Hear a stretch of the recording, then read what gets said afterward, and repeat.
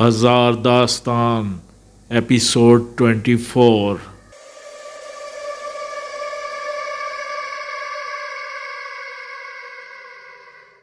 جب وہ اکبر ہسپتال کے گیٹ پر پہنچا تو اس وقت 5 بج رہے تھے۔ کمال رائے نے اپنی گاڑی ایک محفوظ جگہ پر پارک کی اور پھر کار سے اتر کر بلی والے بابا کی طرف بڑھا۔ وہ دیوار کے زیر سایہ حسب معمول موجود تھا۔ دیوار سے کمر ٹکائے ایک ٹک سامنے کی طرف دیکھے جاتا تھا۔ بلی کا بچہ رسی سے بندھا 2 پاؤں پر بیٹھا بابا کو بڑی حیرت سے دیکھ رہا تھا۔ جب کمال رائے بابا کے نزدیک پہنچا تو بلی کے بچے نے کمال رائے کو گردن گھما کر دیکھا اور پھر بیگ کے پیچھے چھپ گیا۔ کمال رائے خاموشی سے بابا کے سامنے بیٹھ گیا۔ بابا نے اس کے بیٹھتے ہی اپنی آنکھیں کھولی اور کمال رائے کو کور کر دیکھا۔ کمال رائے اس کی چمکتی آنکھوں کی تاب نہ لا سکا۔ اس نے فوراً اپنی آنکھیں نیچی کر لیں۔ کیوں آیا ہے؟ بابا نے اچانک پوچھا۔ بابا میں بہت پریشان ہوں، مجبور ہو کے آپ کے پاس آیا ہوں۔ کیا مجبوری ہے؟ بابا مجھے نہیں معلوم وہ کون ہے، وہ جو کوئی بھی ہے اس نے دھمکی دی ہے کہ وہ میری آرزو کو اپنے ساتھ لے جائے گا۔ بکواس کرتا ہے، وہ کیا اس کا باپ بھی کسی کو نہیں لے جا سکتا۔ ہم اس خبیث کو اچھی طرح جانتے ہیں، تو کیوں پریشان ہوتا ہے؟ بابا پریشان کیسے نہ ہوں، وہ میری اکلوتی بچی ہے، اس میں میری جان ہے۔ اچھا ڈرتا ہے؟ پھر ایسا کر اپنی بیٹی کو اپنے بنگلے سے نکال دے، کہیں اور بھجوا دے۔ سمجھ میں آئی بات؟ ہاں بابا یہ ٹھیک ہے، میں سمجھ گیا۔ سمجھ گیا تو پھر جا، ہم اپنے بلی کے بچے سے باتیں کر رہے تھے، وہ تجھے دیکھ کر بیگ کے پیچھے چھپ گیا۔ بابا نے بیگ کی طرف دیکھا۔ آجا بھائی باہر نکل آ۔ بلی کا بچہ فوراً باہر نکل آیا اور 2 ٹانگوں پر بیٹھ کر منہ اٹھا کر بابا کو دیکھنے لگا۔ بلی والے بابا نے فوراً اپنی نظریں سامنے جما دیں۔ اب کمال رائے کا وہاں بیٹھنا فضول تھا۔ وہ خاموشی سے وہاں سے کھسک آیا، گاڑی میں بیٹھ کر گاڑی سٹارٹ کی اور اس کا رخ ڈیفنس کی طرف کرنے کی بجائے گلشن اقبال کی طرف پھیر دیا۔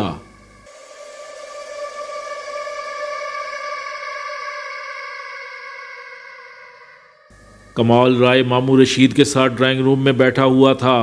سامنے صوفے پر رامش خیال بھی موجود تھا۔ تینوں سر جوڑ کر بیٹھے تھے اور اس مسئلے کا حل سوچ رہے تھے۔ حل تو موجود تھا، بلی والے بابا نے حل خود ہی بتا دیا تھا۔ اب صرف یہ سوچنا تھا کہ آرزو کو ڈیفنس سے نکال کر کہاں پہنچایا جائے کہ وہ محفوظ رہے۔ ماموں رشید کا خیال تھا کہ اسے گلشن اقبال لے آئیں۔ کمال رائے کو اسے گلشن اقبال لے آنے پر کوئی اعتراض نہ تھا۔ آرزو رامش خیال کی بیوی تھی، اس کا نکاح ہو چکا تھا، اسے گلشن اقبال چھوڑنے میں کوئی حرج نہ تھا۔ کمال رائے کے خیال میں مسئلہ اس سے بھی حل نہیں ہونا تھا۔ اس خبیث کے لیے ڈیفنس سے گلشن اقبال پہنچ جانا کون سا مشکل کام تھا۔ میرا خیال ہے آرزو کو یہاں لا کر کوئی بات نہیں بنے گی۔ سوچنے والی بات ہے کہ جب وہ شخص مہرو کے خواب میں آ کر دھمکی دے گیا، اس کا مطلب ہے کہ وہ اس جگہ اس مکان سے واقف ہے۔ آرزو اسے ڈیفنس میں نہ ملی تو وہ سیدھا گلشن اقبال کا رخ کرے گا۔ کمال رائے نے دلیل دی۔ ارے ہاں، ہم نے مسئلہ کو اس طرح تو سوچا ہی نہیں۔ یہ گھر تو پہلے اس کی نظروں میں ہے، وہ رامش خیال کو قوت گویائی سے محروم کر کے جا چکا ہے۔ ماموں رشید نے اس دلیل کی تائید کی۔ پھر رامش خیال نے سوال کیا۔ آرزو کو کراچی سے دور لے جانا ہوگا۔ کمال رائے نے جواب دیا۔ لیکن کہاں؟ ماموں رشید بولے۔ میرا خیال ہے اسے روشن گوٹھ بھیج دیا جائے۔ کمال رائے نے تجویز پیش کی۔ خیال تو برا نہیں، ماموں رشید نے کہا، لیکن اسے روشن گوٹھ لے کر کون جائے گا؟ کمال رائے نے ماموں رشید کو سوالیہ نظروں سے دیکھا۔ رائے صاحب کیا آپ خود نہیں جانا چاہتے؟ ماموں رشید نے پوچھا۔ جی میں خود نہیں جانا چاہتا، میں بنگلے پر رہنا چاہتا ہوں، تاکہ اگر وہ آرزو کو نہ پا کر کوئی تخریبی کارروائی کرے تو میں وہاں موجود ہوں۔ میں نہیں چاہتا کہ ملازمین پر کوئی مصیبت آ جائے۔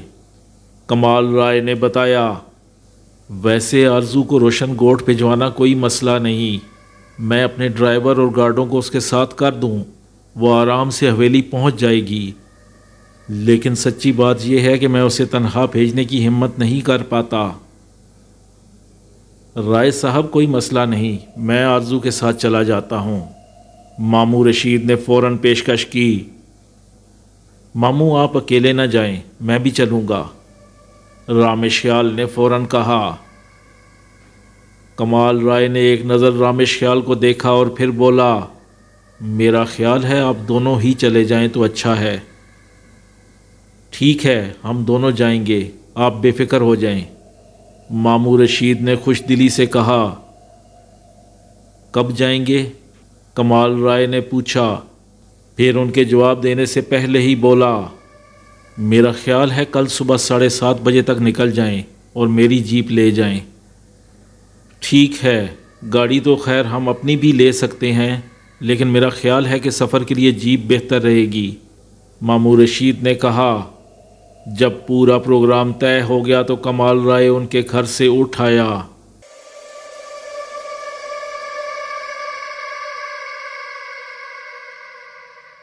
آرزو بڑی بے دلی سے آہستہ آہستہ کھانا کھا رہی تھی۔ کمال رائے اس کے سامنے بیٹھا تھا۔ وہ کچھ دیر تو اسے دیکھتا رہا، پھر بہت محبت آمیز لہجے میں بولا، آرزو کیا ہوا؟ کھانا کھاؤ بیٹا۔ جی بابا لے رہی ہوں، آرزو نے پلیٹ کی طرف ہاتھ بڑھاتے ہوئے کہا۔ تم مجھے پریشان نظر آ رہی ہو، کمال رائے نے اپنا اندازہ ظاہر کیا۔ جی بابا پریشان تو میں ہوں، وہ دھیرے سے بولی۔ اس دھمکی کی وجہ سے؟ کمال رائے نے پوچھا۔ جی بابا، آرزو نے گردن ہلائی۔ تم فکر مت کرو بیٹا، اس مسئلے کا حل نکال لیا ہے، تمہارے باپ کے ہوتے ہوئے تمہارا کوئی کچھ نہیں بگاڑ سکتا۔ کیا حل نکالا بابا؟ آرزو نے پوچھا۔ صبح 7 بجے تیار رہنا، تمہیں کالج نہیں روشن گوٹھ جانا ہے، وہ بولا۔ روشن گوٹھ؟ آرزو سمجھ نہ سکی۔ رشید صاحب اور رامش خیال تمہارے ساتھ جائیں گے، مزید وضاحت ہوئی۔ اور آپ بابا؟ سوال ہوا۔ میں احتیاطاً گھر پر رہوں گا، پھر 1-2 دن میں تمہارے پاس پہنچ جاؤں گا، جواب ملا۔ آپ یہاں اکیلے رہیں گے؟ نہیں بابا، میں آپ کو اکیلا نہیں چھوڑوں گی، وہ گھبرائی۔ تم میری بالکل فکر مت کرو، میری موجودگی یہاں بہت ضروری ہے، تاکہ وہ تمہارے بارے میں کچھ اندازہ نہ کر سکے کہ تم کہاں ہو۔ اس کے علاوہ یہ بھی دیکھنا ہے کہ وہ یہاں کے کسی فرد کو پریشان نہ کرے، کمال رائے نے اسے سمجھایا۔ اچھا بابا، جیسی آپ کی مرضی، آرزو نے ایک ٹھنڈا سانس لے کر کہا۔ آرزو اگر آج رات تم اپنے بیڈ پر نہ سو تو کوئی حرج تو نہیں؟ نہیں بابا، آرزو نے سادگی سے کہا۔ پھر تم میرے بیڈ روم میں سو جاؤ اور اپنے ساتھ ستارہ کو سلا لو یا سروری کو، جس کو چاہو، میں اپنے اوپر والے بیڈ روم میں سو جاؤں گا، کمال رائے نے بتایا۔ ٹھیک ہے بابا، آرزو نے اس سے اتفاق کرتے ہوئے کہا۔ میں ستارہ کو اپنے ساتھ سلا لوں گی، ویسے پتہ نہیں بابا، میرے دل پر گھبراہٹ سی ہے۔ بیٹا، انسان کو اللہ نے بڑی طاقت دی ہے، یقین کی طاقت، تم بے فکر ہو جاؤ، انشاءاللہ کچھ نہیں ہوگا، کمال رائے نے بڑے مستحکم انداز میں کہا۔ کھانا کھانے کے بعد وہ اپنے کمرے سے ضروری چیزیں سمیٹ کر کمال رائے کے کمرے میں آ گئی۔ ستارہ نے بیڈ کے برابر قالین پر اپنا گدا بچھا لیا اور پھر آرزو سے بولی، بی بی آپ آرام سے لیٹ جائیں، لائیں میں آپ کے پیر دبا دوں۔ آرزو خاموشی سے بیڈ پر لیٹ گئی اور ستارہ نے اس کے خوبصورت پاؤں اپنی گود میں رکھ لیے اور بہت آہستہ آہستہ بڑی نرمی سے انہیں دبانے لگی۔ کوئی آدھا گھنٹہ بعد ستارہ نے محسوس کیا کہ آرزو سو گئی ہے۔ اس نے دھیرے سے اس کے پاؤں اٹھا کر بیڈ پر رکھے اور ایک نظر اسے دیکھا، لیکن وہ بے خبر سو رہی تھی۔ اس نے آنکھیں نہ کھولیں۔ ستارہ نے وقت دیکھا، ابھی تو 10 بجے تھے۔ اسے حیرت ہوئی آرزو اتنی جلدی کیسے سو گئی۔ خیر، اس کا سو جانا ہی اس کے حق میں بہتر تھا۔ ستارہ نے اس کے بیڈ سے اٹھ کر دروازہ اندر سے لاک کیا۔ واش روم کا دروازہ تھوڑا سا کھلا ہوا تھا۔ اس نے واش روم کی لائٹ جلا کر اندر کا جائزہ لیا اور پھر لائٹ بجھا کر دروازہ پوری طرح بند کر دیا۔ پھر اس نے ایک ایک کر کے تمام لائٹیں بجھا دیں، صرف نائٹ بلب جلنے دیا۔ کمرے میں فل ایئر کنڈیشنر چل رہا تھا۔ ستارہ نے کم کیا، الماری سے ایک موٹی چادر نکال کر آرزو کو اوڑھائی۔ آرزو نے لباس تبدیل نہیں کیا تھا۔ وہ شب خوابی کا لباس پہن کر سونے کی عادی تھی۔ پیر دمانے سے اتنا آرام ملا کہ اسے لباس تبدیل کرنے کا ہوش نہ رہا۔ آرزو اپنا ایک ہاتھ سر کے نیچے رکھے ہلکی سی کروٹ لیے محو خواب تھی۔ ستارہ دھیمے اجالے میں اس کی صورت دیکھنے لگی۔ اس کے چہرے پر بلا کی معصومیت بکھری ہوئی تھی اور چہرہ اس قدر پیارا لگ رہا تھا کہ ستارہ کا جی چاہ رہا تھا کہ بس دیکھے جائے اور یوں ہی صبح ہو جائے۔ کیا دیکھتی ہے؟ اچانک ایک مردانہ آواز سنائی دی اور ستارہ کی سٹی گم ہو گئی۔ دل زور زور سے دھڑکنے لگا۔ اس نے ڈرتے ڈرتے پیچھے مڑ کر دیکھا، کوئی نہ تھا۔ پھر اس نے سہمی ہوئی نظروں سے پورے کمرے کا جائزہ لیا۔ کمرے میں کوئی آدمی نہ تھا۔ پھر یہ کون بولا تھا؟ کس نے کہا تھا کیا دیکھتی ہے؟ تب اسے خیال آیا یہ آواز پیچھے سے آئی تھی، نہ دائیں سے نہ بائیں سے۔ یہ آواز اس کے دماغ میں گونجی تھی۔ شاید یہ اس کا وہم تھا۔ وہ اپنے بستر پر بیٹھ گئی۔ اس نے اپنے تکیے کے نیچے سے موبائل فون نکالا، اسے آن کیا، 1-2 نمبر دبائے، پھر کچھ سوچ کر موبائل آف کر دیا اور اسے تکیے کے نیچے رکھ کر لیٹ گئی۔ ستارہ کی جب آنکھ کھلی تو اس کے تکیے کے نیچے سے آواز آ رہی تھی۔ یہ موبائل فون کی گھنٹی تھی۔ اس نے جلدی سے موبائل نکال کر کان سے لگایا اور بولی، ہیلو ستارہ؟ ادھر سے کہا گیا۔ جی مالک، ستارہ مؤدبانہ انداز میں بولی۔ آرزو کو اٹھاؤ، 6 بج رہے ہیں، 7 بجے تک تیار ہو جانا ہے، کمال رائے نے ہدایت دی۔ جی اچھا مالک۔ یہ کہہ کر اس نے بیڈ پر نظر ڈالی اور پھر فوراً چیخی، مالک! کیا ہوا؟ مالک، بی بی یہاں نہیں ہے۔ کمرے میں نہیں ہے؟ یہ کیا کہہ رہی ہو تم؟ واش روم میں ہوگی۔ 1 منٹ مالک۔ یہ کہہ کر وہ اٹھی۔ اس نے واش روم کا دروازہ کھولا۔ دروازہ فوراً کھل گیا۔ اس نے احتیاطاً لائٹ جلا کر واش روم چیک کیا۔ پھر وہ موبائل پر بولی، مالک وہ واش روم میں بھی نہیں ہے۔ کمرے کا دروازہ چیک کرو، لاک لگا ہوا ہے۔ ستارہ نے کمرے کا تالا چیک کیا، وہ کھلا ہوا تھا۔ مالک لاک کھلا ہوا ہے۔ اس نے فون پر اطلاع دی، تم فون بند کرو اور آرزو کو اس کے کمرے میں دیکھو، میں نیچے آ رہا ہوں۔ جی مالک، اچھا۔ ستارہ موبائل آف کر کے فوراً کمرے سے باہر نکلی۔ آرزو کا کمرہ برابر میں تھا۔ اس نے بے تابی سے ہینڈل پر ہاتھ رکھ کر دباؤ ڈالا۔ دروازہ نہیں کھلا، دروازہ اندر سے بند تھا۔ اتنے میں کمال رائے بھی اوپر سے نیچے اتر آیا۔ اس نے دور ہی سے سوال کیا، کیا ہوا؟ مالک دروازہ اندر سے بند ہے، ستارہ نے اطلاع دی۔ کمال رائے کے پاس اس کمرے کی چابی موجود تھی۔ اس نے جلدی سے تالا کھولا اور ستارہ سے کہا، تم اندر جا کر دیکھو۔ ستارہ کمرے میں داخل ہوئی۔ اس نے دور ہی سے آرزو کے بیڈ پر نظر ڈالی۔ وہ اپنے بیڈ پر موجود تھی۔ کمرے میں ایک دھیمی سی خوشبو پھیلی ہوئی تھی۔ آرزو بیڈ پر مدہوش پڑی تھی۔ ستارہ نے جلدی سے اس پر چادر ڈالی اور پھر پلٹ کر دروازے تک آئی۔ دروازہ کھول کر اس نے کہا، مالک آ جائیں، بی بی یہاں سو رہی ہیں۔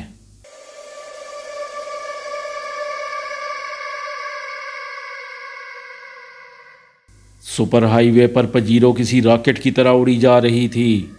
گاڑی رامش خیال چلا رہا تھا اور اس کے برابر آرزو بیٹھی تھی۔ پچھلی سیٹ پر مامو رشید نیم دراز تھے اور اس سے پچھلی سیٹ پر ڈرائیور لال محمد مستعد بیٹھا تھا۔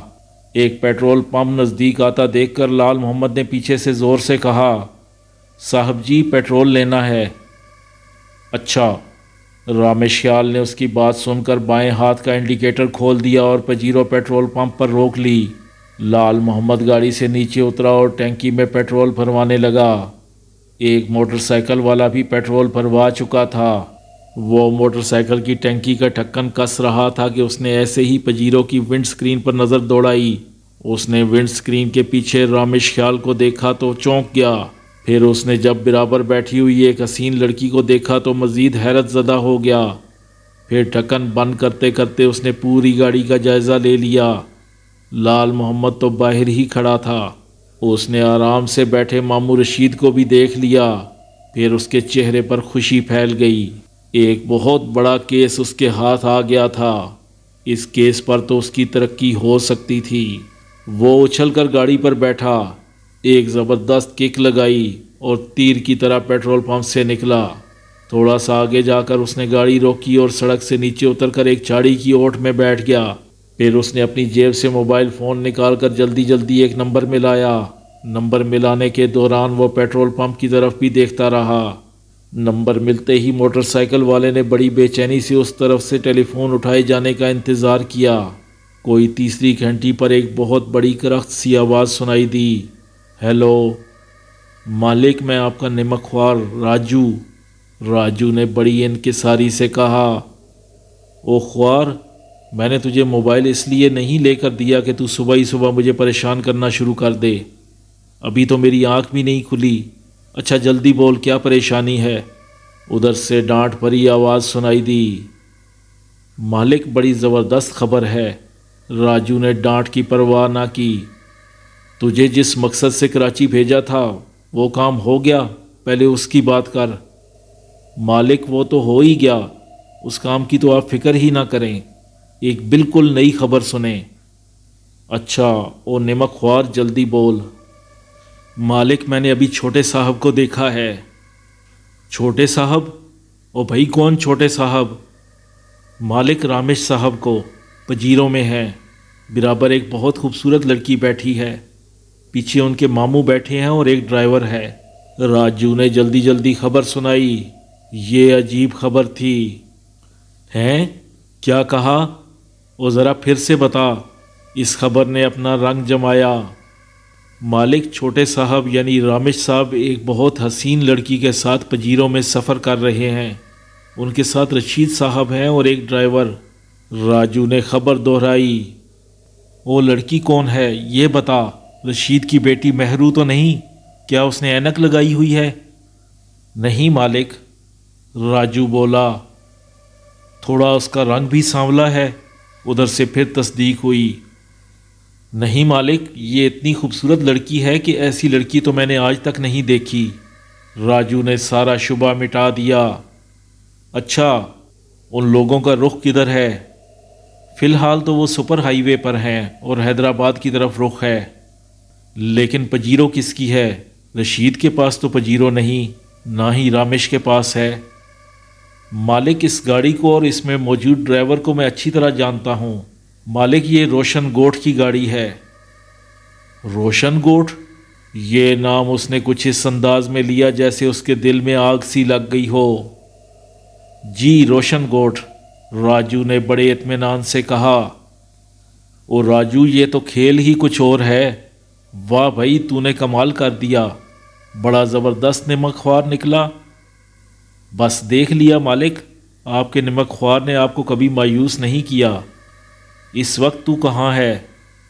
مالک میری موٹر سائیکل سڑک کے کنارے کھڑی ہے اور میں ڈھلان پر چاڑیوں کی اوٹ میں بیٹھا ہوں، سمجھو ضرورت سے بیٹھا ہوا ہوں، اور کان سے موبائل لگا رکھا ہے، آنکھیں دور پیٹرول پمپ پر ہی ہیں۔ لو مالک وہ پجیرو پیٹرول پمپ سے نکل رہی ہے۔ راجو نے کمنٹری نشر کی۔ راجو بڑی ہوشیاری سے اس کا پیچھا کر، میں راستے میں ناکہ بندی کرتا ہوں۔ میرے نمک خوار تو نے آج بڑی زبردست خبر سنائی، تیرا انعام پکا۔ ادھر سے بڑی خوش دلی سے کہا گیا، مہربانی مالک، آپ کی مہربانی۔ اچھا مالک، پجیرو میرے پیچھے سے گزر گئی ہے، میں اب کھڑا ہوتا ہوں۔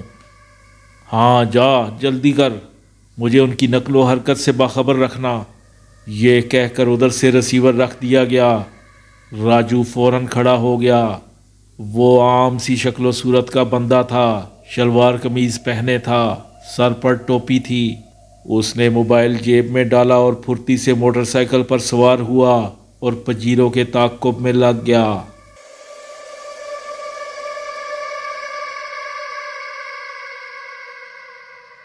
پجیرو ہوا کے دوش پر اڑی جا رہی تھی۔ رامش خیال پوری توجہ سے ڈرائیونگ کر رہا تھا۔ گاڑی میں اس وقت خاموشی چھائی ہوئی تھی۔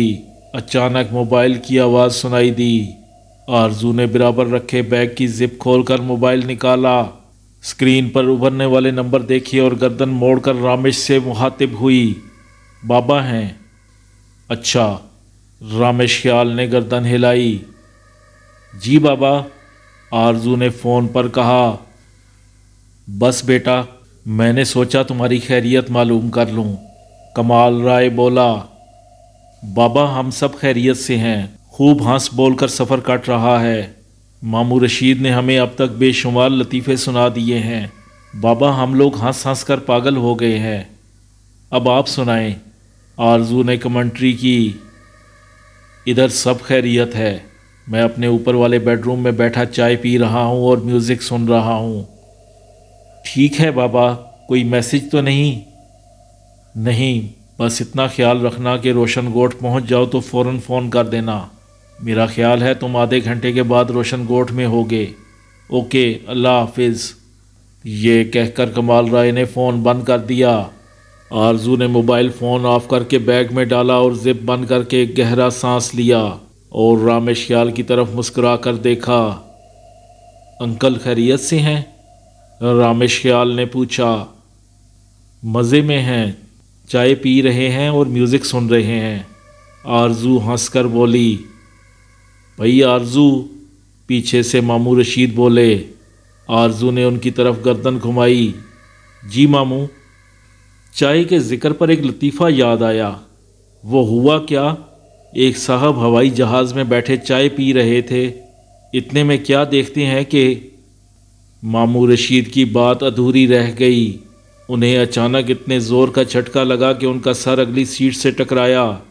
آرزو ڈیش بورڈ سے جا لگی۔ رامش خیال نے پجیرو کو فل بریک لگائے تھے۔ اگر وہ ایسا نہ کرتا تو اونچی چاڑیوں کے پیچھے سے نکل کر آنے والی لینڈ کروزر سے ٹکرا جاتا۔ لینڈ کروزر پر 7-8 آدمی سوار تھے، وہ سارے کے سارے مسلح تھے۔ وہ دھڑا دھڑ گاڑی سے اترے اور انہوں نے پجیرو کو چاروں طرف سے گھیر لیا۔ وہ خطرناک چہروں والے لوگ تھے اور ان کے ہاتھ میں جدید اسلحہ تھا۔ ایک کرخت صورت والا شخص آگے بڑھا، اس نے رامش خیال کی طرف کا دروازہ کھولا اور رامش خیال سے مخاطب ہو کر بولا، چھوٹے صاحب نیچے اتر آئیے۔ بات کیا ہے، کیا چاہتے ہو تم لوگ؟ رامش خیال نے کسی قدر غصے سے کہا۔ وہ 4 تھے لیکن کسی کے پاس بھی اسلحہ نہ تھا۔ اب وہ پچھتا رہے تھے کہ اگر وہ اپنے ساتھ سیکیورٹی گارڈ بٹھا لیتے تو کتنا اچھا ہوتا۔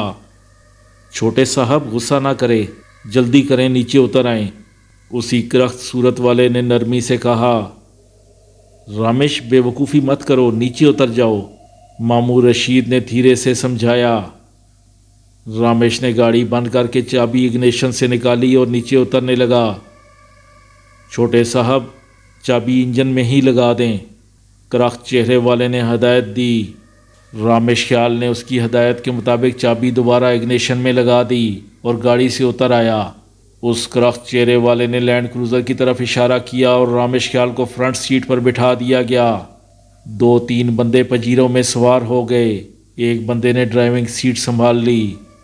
پھر دونوں گاڑیاں آگے پیچھے چلنے لگیں۔ ایک فرلانگ کے فاصلے پر 2 راہ تھا، ایک سڑک روشن گوٹھ کو جاتی تھی اور دوسری سڑک دوسرے گوٹھوں کو۔ دونوں گاڑیوں نے روشن گوٹھ کے مخالف سمت والی راہ پکڑ لی۔ آرزو فرنٹ سیٹ پر ہی تھی۔ وہ بار بار مضطرب ہو کر ماموں رشید کی طرف دیکھتی تھی۔ ماموں رشید اسے ہاتھ کے اشارے سے پرسکون رہنے کی تلقین کرتے تھے۔ ویسے ان لوگوں نے آرزو یا ماموں رشید سے کسی قسم کی بدتمیزی نہیں کی تھی، بلکہ ان میں سے کوئی کچھ بولا ہی نہ تھا۔ آرزو بہت پریشان تھی، اس کی سمجھ میں نہیں آ رہا تھا کہ کیا کرے۔ پھر اچانک اسے موبائل فون کا خیال آیا۔ اس نے بیگ کی زپ کھول کر فون نکالا اور جلدی جلدی اپنے گھر کا نمبر ڈائل کرنے لگی۔ ڈرائیونگ کرنے والے بندے کی نظر اچانک موبائل پر پڑی تو اس نے آرزو کے ہاتھ سے موبائل چھین لیا اور کرخت لہجے میں بولا، بی بی یہ کیا کر رہی ہو؟ میرا فون مجھے واپس دو، میں ابھی بابا کو بتاتی ہوں۔ آپ کے بابا کون ہیں؟ اس کرخت لہجے والے شخص نے موبائل فون پیچھے کی طرف اچھالا، جسے ماموں رشید کے برابر بیٹھے ہوئے ایک شخص نے لپک لیا اور اس پر ایک نظر ڈال کر جیب میں رکھ لیا۔ میرے بابا کا نام کمال رائے ہے، میں روشن گوٹھ کی ہوں، آرزو نے فخریہ انداز میں بتایا۔ او مہتاب، ڈرائیونگ کرنے والے شخص نے پیچھے بیٹھے شخص کو دیکھا جس کی جیب میں موبائل فون تھا۔ مالک کو فون کر کے بتا دے یہ کمال رائے کی بیٹی ہے۔ پر فون تو دوسری گاڑی میں بچل کے پاس ہے، مہتاب نے کہا۔ او بے وقوف، ابھی جو چیز میں نے تجھے دی ہے وہ کیا ہے بھلا؟ فون ہے، مہتاب نے بڑے آرام سے کہا۔ تو پھر فون کرتا کیوں نہیں ہے؟ وہ غصے سے بولا۔ اچھا کرتا ہوں، کیا کہوں مالک کو؟ تو فون ملا کر مجھے دے، میں بات کرتا ہوں۔ مہتاب نے جیب سے موبائل فون نکال کر جلدی جلدی نمبر ڈائل کیے اور پھر کان لگا کر گھنٹی کی آواز سننے لگا۔ دوسری گھنٹی پر کسی نے فون اٹھا لیا اور بڑے بے ہنگم لہجے میں کہا، ہیلو مالک، میں مہتاب بول رہا ہوں، لے رحیم گٹو سے بات کریں۔ اچھا بابا بات کراؤ۔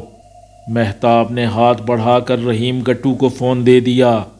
آرزو کو ان لوگوں کو اپنا فون استعمال کرتے دیکھ کر بڑا غصہ آیا، مگر وہ کر کچھ نہیں سکتی تھی۔ بے بسی سے رحیم گٹو کو دیکھ کر رہ گئی۔ مالک، رحیم گٹو۔ ہاں بابا گٹو، کیا خبر ہے بابا؟ کوئی گڑبڑ تو نہیں؟ بچل نے ویسے ساری صورتحال سے مجھے آگاہ کر دیا ہے، ادھر سے کہا گیا۔ مالک، اس وقت جو پجیرو چلا رہا ہوں اس کے بارے میں تو آپ کو معلوم ہی ہو گیا ہوگا کہ یہ کمال رائے کی گاڑی ہے۔ ہاں بابا یہ تو پتہ ہے، اب آگے کی کچھ بتا، اس لڑکی کے بارے میں کچھ معلوم ہوا؟ مالک، یہ لڑکی بھی کمال رائے کی ہے۔ ارے نہیں بابا گٹو، یہ تو کمال ہی ہو گیا۔ بابا یہ تو چھکا لگ گیا، چھکا۔ بس گٹو تو ایسا کر، انہیں میرے پاس لے آ، دیکھ ذرا ہوشیاری سے، کمال رائے کوئی چھوٹی موٹی چیز نہیں۔ مالک میں جانتا ہوں، آپ بے فکر ہو جاؤ، ہم کنگن پور پہنچنے ہی والے ہیں۔ یہ کہہ کر اس نے موبائل فون بند کیا اور پھر مہتاب کی طرف اچھال دیا۔ کنگن پور کا نام سن کر ماموں رشید کی سٹی گم ہو گئی۔ اب انہیں پتہ چلا کہ وہ کس کے جال میں پھنس گئے ہیں۔ وہ تھا کنگن پور کا راجہ وقار، رامش خیال کا تایا۔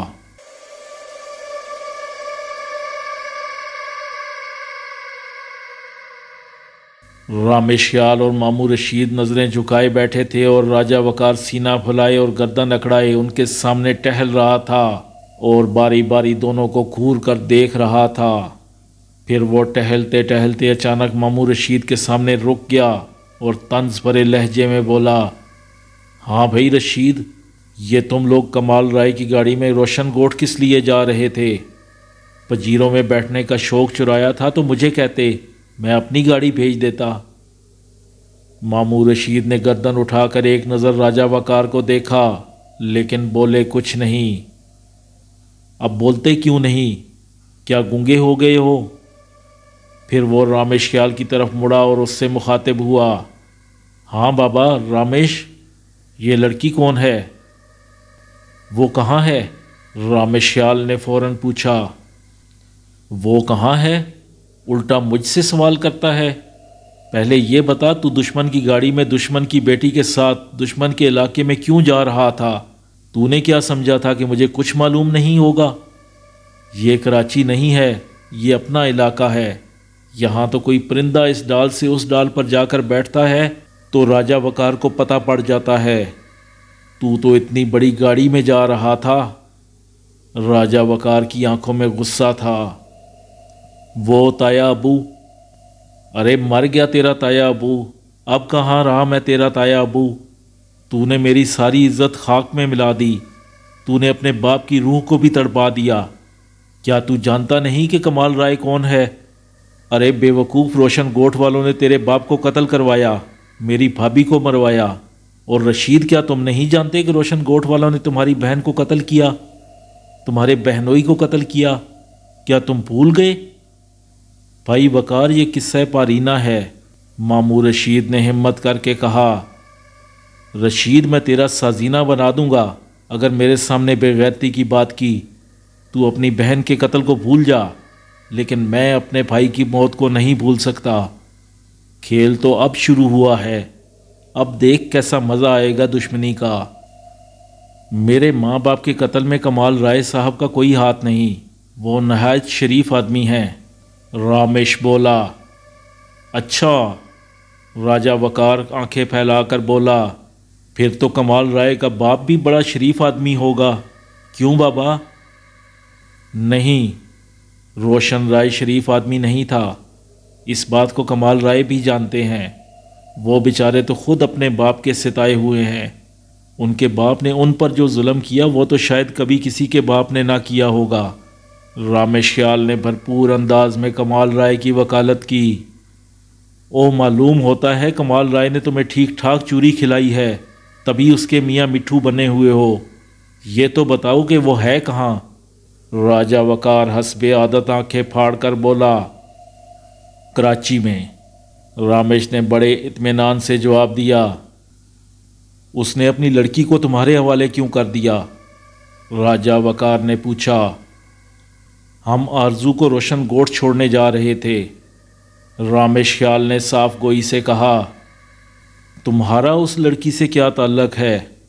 ابھی رامش خیال جواب دینے ہی والا تھا کہ ایک ناٹے قد کا آدمی کمرے میں داخل ہوا۔ اس طرح پھرا سر، گھنی اور موٹی مونچھیں، فربا جسم، پینٹ شرٹ پہنے، وہ بڑے مؤدبانہ راجہ وقار کے سامنے کھڑا ہو گیا۔ راجہ وقار نے ایک نظر اس شخص کے چہرے پر ڈالی اور بولا، ہاں رولی، مالک اس لڑکی کے بارے میں آپ کا حکم لینے آیا تھا۔ رولی نے ہاتھ باندھے باندھے کہا، بابا رولی تھوڑا انتظار کرو، اس کے بارے میں حکم دیں گے، جلدی کیا ہے؟ یا کوئی جلدی ہے بابا؟ وقار نے اسے ترچھی نظروں سے دیکھتے ہوئے پوچھا۔ نہیں مالک، کوئی جلدی نہیں، رولی نے بڑی فرمانبرداری سے کہا۔ مالک پھر میں چلوں؟ ہاں بابا جاؤ، اور ہمارے حکم کا انتظار کرو۔ رولی جس طرح مؤدبانہ آیا تھا ویسے ہی واپس چلا گیا۔ رامش خیال اور ماموں رشید دونوں نے رولی کو بڑی دلچسپی سے دیکھا، وہ انہیں بڑا انوکھا سا آدمی محسوس ہوا۔ ہاں بھائی رامش خیال، تم نے بتایا نہیں کہ اس لڑکی سے تمہارا کیا تعلق ہے؟ میرا اس لڑکی سے بہت گہرا تعلق ہے، بس تایا ابو یہ خیال رکھیے گا کہ اسے کوئی نقصان نہ پہنچے۔ اچھا بابا، اس کا مطلب ہے وہ تمہاری دوست موست ہے۔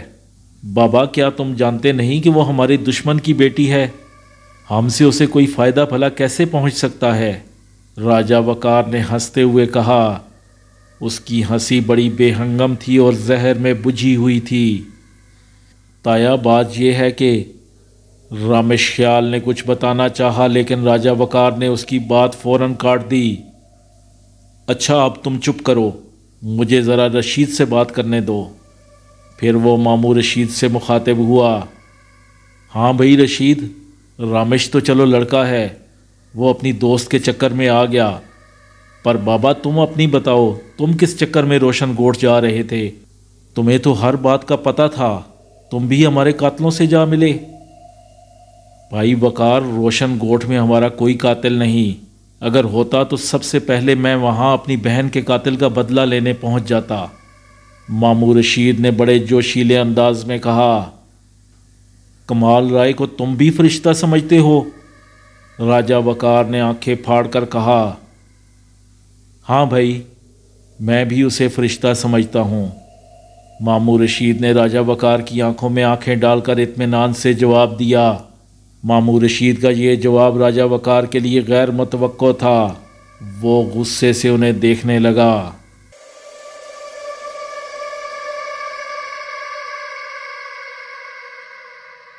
آرزو سے موبائل پر رابطہ کیے کوئی 1 گھنٹہ گزر گیا تھا۔ کمال رائے کے اندازے کے مطابق اب تک انہیں روشن کوٹ پہنچ جانا چاہیے تھا۔ اس نے آرزو کو ہدایت کی تھی کہ وہ روشن کوٹ پہنچتے ہی اسے فون پر مطلع کرے گی، لیکن اس کا فون ابھی تک نہیں آیا تھا۔ تب کمال رائے نے خود اسے ڈائل کیا۔ آرزو کا موبائل بند تھا، کوئی جواب نہیں مل رہا تھا۔ یہ اور پریشانی کی بات تھی۔ ایک تو اس نے فون پر پہنچنے کی اطلاع نہیں دی تھی، دوسرے اس نے اپنا فون ہی آف کر رکھا تھا۔ یہ لاپرواہی کی انتہا تھی۔ تب کمال رائے نے حویلی کا فون نمبر ملایا۔ 4 گھنٹیاں بجنے کے بعد کسی نے سہمی سی آواز میں کہا، ہیلو۔ ہیلو سن کر کمال رائے کو اندازہ ہو گیا کہ فون کسی ملازمہ نے اٹھایا ہے۔ یہ ملازمہ بھاگ بھری ہی ہو سکتی تھی۔ اس نے پوچھا، کون، بھاگ بھری؟ جی ہاں، ادھر سے جواب ملا۔ بھاگ بھری، یہ بتاؤ کیا چھوٹی مالکن روشن کوٹ پہنچ گئی ہیں؟ نہیں مالک، ابھی تک تو نہیں پہنچی، ہم سب ان کا انتظار کر رہے ہیں۔ بھاگ بھری نے کمال رائے کی آواز پہچان کر کہا، ٹھہریں مالک، میں ابھی مالکن کو بلاتی ہوں۔ اچھا، کمال رائے نے گہرا سانس لے کر کہا۔ ہاں کمال، کیا ہوا؟ ادھر سے نفیسہ بیگم کی آواز سنائی دی، ماں، آرزو کو نکلے بہت دیر ہو چکی ہے، اب تک تو اسے پہنچ جانا چاہیے تھا۔ ہو سکتا ہے راستے میں گاڑی خراب ہو گئی ہو۔ تو ماں، اسے فون تو کرنا چاہیے تھا، پریشانی کی بات ہے، اس نے اپنا فون بھی آف کر رکھا ہے، کمال رائے نے بتایا اور پھر بولا، اچھا ماں، میں فون بند کرتا ہوں، جیسے ہی وہ حویلی پہنچے مجھے فوراً فون کر دینا۔ بیٹا تم فکر نہ کرو، میں فوراً فون کر دوں گی۔ پھر 1 گھنٹہ گزر گیا، کئی گھنٹے گزرے اور دوپہر سے شام ہو گئی، لیکن آرزو کا کچھ پتہ نہ چلا۔